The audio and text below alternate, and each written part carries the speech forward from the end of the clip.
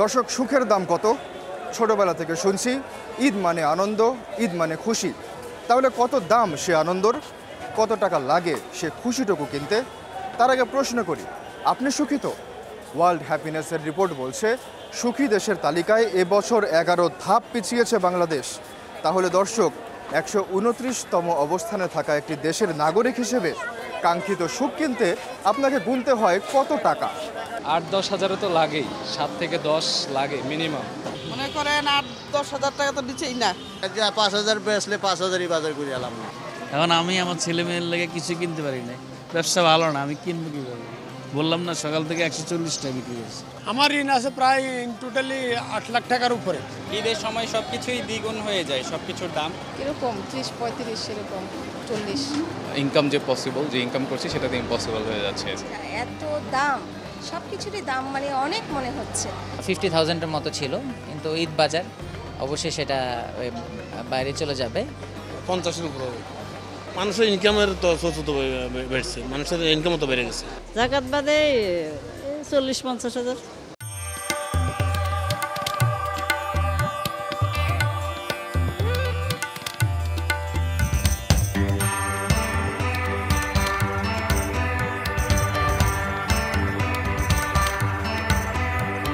দর্শক, ঈদের দিনের আনন্দের একটি বড় অংশ হচ্ছে কেনাকাটা। সেটা কাপড় চোপড় হতে পারে কিংবা হতে পারে কাঁচা বাজার। আজ আমরা দেখব কাপড় চোপড় এবং কাঁচা বাজারে কী পরিমাণ খরচ হচ্ছে সব রকম শ্রেণীভেদে। গরিব কিংবা বড়লোক কিংবা মধ্যবিত্ত কোন দামে কি কিনছে, এটাই আজ আমরা দেখব। চলুন আমরা দেখে আসি পাঞ্জাবি পাওয়া যাচ্ছে এখানে। এই পাঞ্জাবির দাম কত?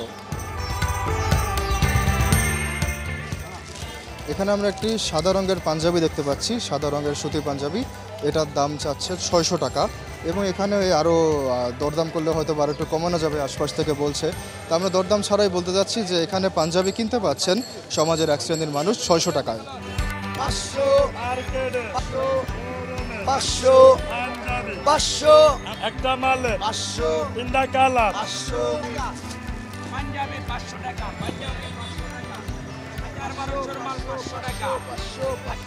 তাহলে এই যে এই সাদা রঙের পাঞ্জাবিটা, সিম্পল কাজ, এটার দাম কত বললেন? 500। একদম 500 টাকা কিনতেছে মানুষ।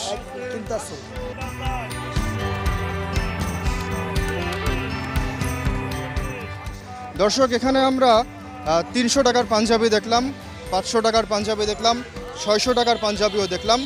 এবার আমরা চলে যাব অভিজাত কোনো এলাকায়, দেখব যে আরেকটু উচ্চবিত্ত মানুষজন কত টাকা দিয়ে পাঞ্জাবি কিনছে। আমাদের সাথেই থাকুন।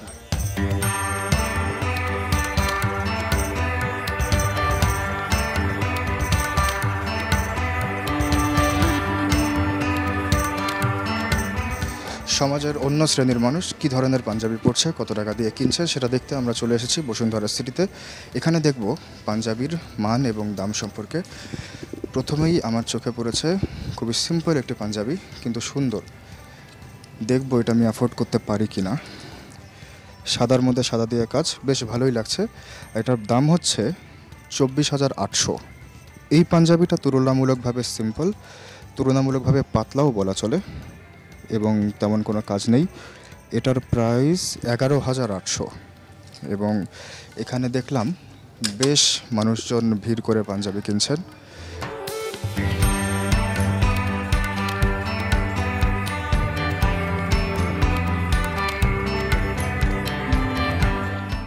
সাদা রঙের সুতি এই পাঞ্জাবিটার দাম 3,555, প্রায় 3,500 টাকা। জাস্ট এক কালার, পাতলা পাঞ্জাবিটা কিন্তু বেশ পাতলা। এটার দাম 3,500 টাকা। আমরা বেশ কিছু দোকানে গিয়েছি, গিয়ে দেখেছি সমাজের এক শ্রেণীর লোক পাঞ্জাবি কিনছেন 300, 500, 600 টাকায়। এই 500-600 টাকার মধ্যে পেয়ে যাচ্ছে তাদের কাঙ্ক্ষিত সুখ, মানে ঈদের জামা। আর এই ঈদের জামা কিনতে সমাজের অন্য শ্রেণীর মানুষ ব্যয় করছে 24,000 টাকা কিংবা 20,000 টাকা, আবার অনেকে পাচ্ছে 15,000, 11,000 টাকাতেও। আর আরেক শ্রেণীর মানুষ আছে যারা এই ঈদের জামা কিনছে 3,000 থেকে 3500 টাকার মধ্যে। 500 টাকার শ্রেণী থেকে 24,000 টাকার শ্রেণী পর্যন্ত যে দূরত্বটি, এই দূরত্বটি একবার খেয়াল করে দেখুন।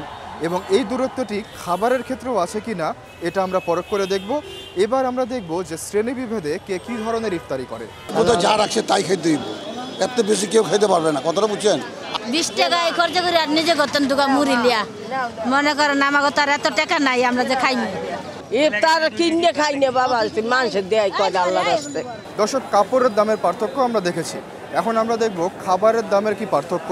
একই দেশে একই নাগরিক যে দুই রকম দামে খাবার কিনছে, দুই রকমভাবে বেঁচে আছে, এটা দেখাতে আমরা চলে এসেছি চকবাজারে। এখানে ঢাকা শহরের অন্যতম জনপ্রিয় ইফতার বাজার বলা চলে এবং অনেক বড়ও বটে, এবং এখানকার পণ্যগুলো অনেকটা বিলাসী বলা চলে। আমরা দেখব এখানে যদি আমি একটি ইফতার করতে চাই একজন মানুষ, তাহলে তার কি পরিমাণ খরচ হবে। আমাদের সাথেই থাকুন।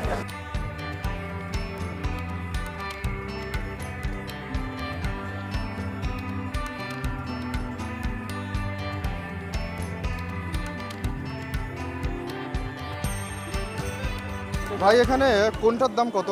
পেঁয়াজু আছে এখানে 5 টাকা, বেগুনি আছে 5 টাকা, আলুর চপ 5 টাকা, ফুলুরি শাক ফুলুরি 5 টাকা, সবজি পাকোড়া। এগুলোর নাম কি? এটা হলো বিফ জালি কাবাব। জালি কাবাব। আর হলো আপনার চিকেন সাসলি, চিকেন টিক্কা।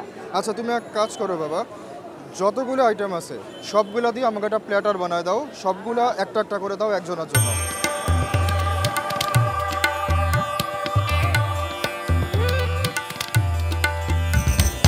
তাহলে এইখানে এই সবগুলো আইটেম দিছো, দিয়ে একটা করে, তাহলে এটার কত দাম হচ্ছে আমার? 120 টাকা। 120 টাকা। তাহলে এখানে আমার আছে জালি কাবাব, আলুর চপ, পেঁয়াজু, বেগুনি, এই সব কিছু মিলে হচ্ছে 120 টাকা একজনের জন্য। দর্শক, এখানে আমরা দেখতে পাচ্ছি যে 120 টাকায় ওরা একটি ইফতার প্ল্যাটার বানিয়ে দিচ্ছে, যেখানে জালি কাবাব একটুখানি বিলাসী পণ্যই বলা চলে, আবার আছে বেগুনি, পেঁয়াজু, আলুর চপের মতো নিত্য নৈমিত্তিক পণ্যগুলো।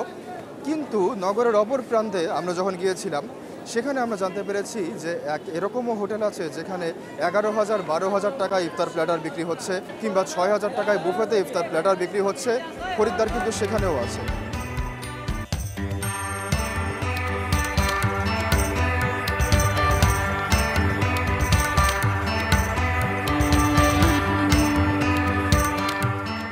ঈদের আনন্দের একটি বড় অংশ জুড়ে রয়েছে ঘরে ফেরা। এবছর ঈদে 1,60,00,000 মানুষ নারীর টানে ছাড়ছেন ঢাকা। তবে সেখানেও বিপত্তি। বাংলাদেশ যাত্রী কল্যাণ সমিতির পর্যবেক্ষণে উঠে এসেছে, এবছর অতিরিক্ত ভাড়া গুনতে হচ্ছে প্রায় 984 কোটি টাকা। বাস কিংবা ট্রেন কিংবা লঞ্চ, যানবাহন যেটি হোক, ঘরে ফিরতে চাইলে গুনতে হবে অতিরিক্ত ভাড়া।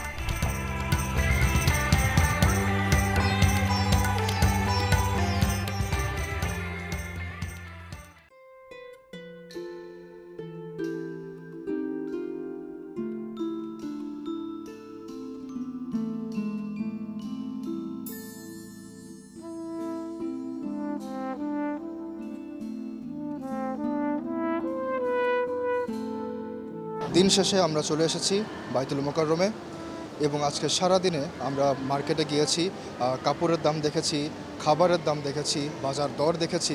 দেখে আমরা এই ব্যাপারটা বুঝতে পেরেছি, এই পৃথিবী আসলে ক্ষমতাবান এবং ক্ষমতাহীনদের মধ্যে দুভাগে বিভক্ত। এক দলের ক্ষমতা আছে, তারা অনেক ভালো পণ্য অনেক বেশি দামে কিনতে পারছেন। এক দলের ক্ষমতা নেই, তারা ভ্যান থেকে কম দামি পণ্য কিনছেন। কিন্তু সুখী সবাই।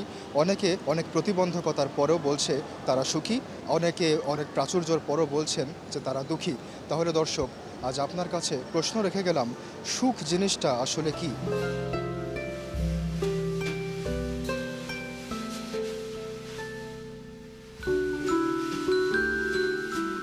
এই একটি জায়গায় আমরা দেখেছি কোনো বিভেদ নেই, বড়লোক কিংবা গরিব, ধনী কিংবা দরিদ্র, সবাই একই সাথে বসে ইফতার করছেন, একই সাথে বসে নামাজ পড়ছেন, প্রার্থনা করছেন হাত তুলে একটুখানি সুখের জন্য।